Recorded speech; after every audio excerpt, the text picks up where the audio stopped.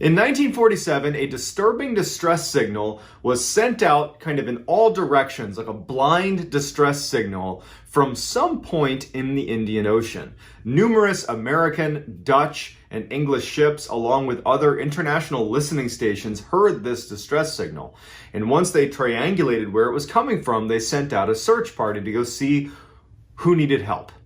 When they arrived on scene, they discovered something that would become one of the most famous maritime mysteries of all time. This is the story of the SS Ourang Medan. What's going on, guys? Mr. Ballin here. I was a Navy SEAL for a little while, and now I tell strange, dark, and mysterious stories on the internet. YouTube is my new passion, and I'm going to be posting at least 2 times a week going forward. And if you like this kind of content, please right now hit like on this video and subscribe to my channel, turn on notifications so you don't miss any of this stuff. Thank you very much. Before we get into the story, I want you guys to be looking at this through the lens of trying to decipher whether or not you believe this really happened, because there is a large percentage of people that say this is just an urban legend.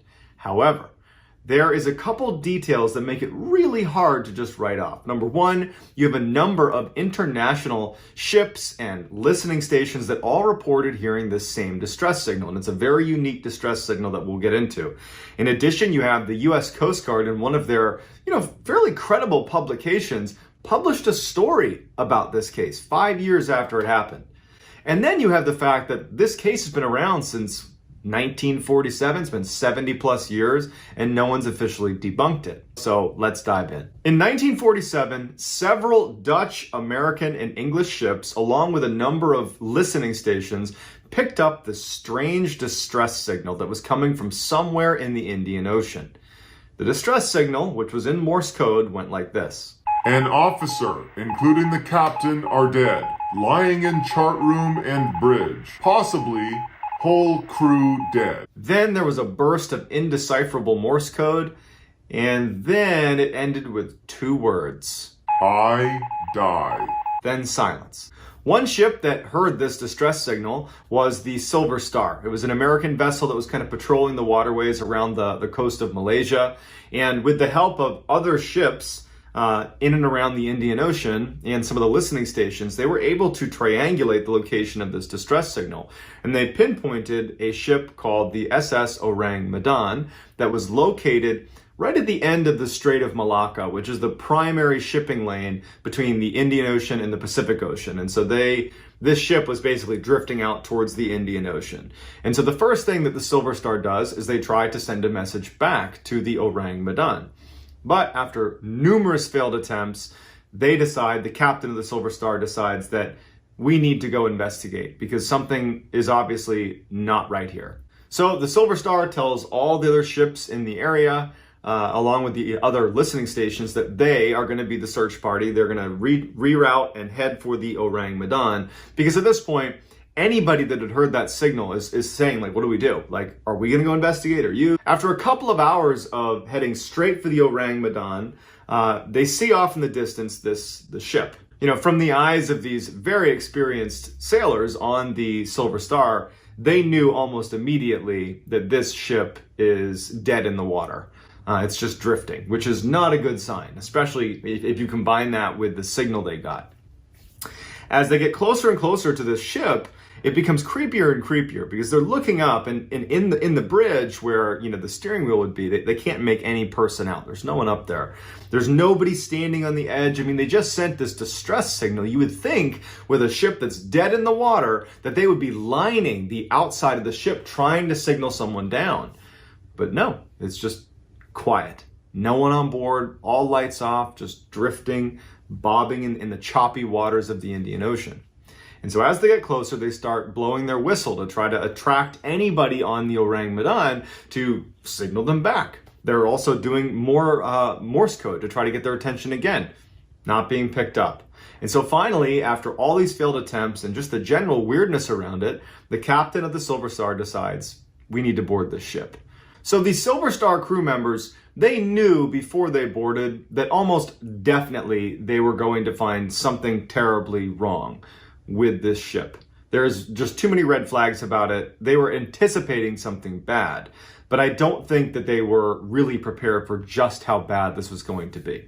So they board the ship, and right away on deck is a number of crew members that had passed away. They're all deceased.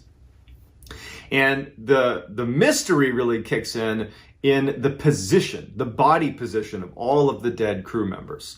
They were all on their back with their hands outstretched in front of them, as if defending themselves from some unseen assailant above them. Even strangers, they had this look of abject terror on their face, as if the final moments before they died were just excruciatingly painful and terrifying. Even the dog was in a position with its teeth bared. It looked like it was growling up into the sky. All of them. And so obviously the Silver Star crew members are, shocked at what they find. And they're kind of looking at each of these dead crew members and they're like, what is going on? So they make their way up to the bridge, and everybody's also dead in the same position, basically fighting with some unseen assailant in their final moments before they pass.